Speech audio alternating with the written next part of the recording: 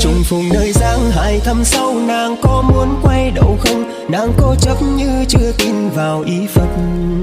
Thủy triều lên phi điệu bay cao, trần gian không còn ai ố, nguyện một kiếp độ nàng thoát tam đồ.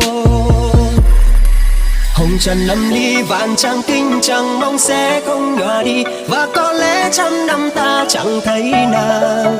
Từ ngày hoa khai chờ mong ai, bần tăng không còn gò mó, đường về tới chùa này vắng một người. Chỉ cười khi giang hải qua đi, nàng có thấy yên bình không? Lạc hoa hữu ý hay vô tình nước chảy, chờ ngày âm dương cùng tê lương Phật trên cao, chẳng trong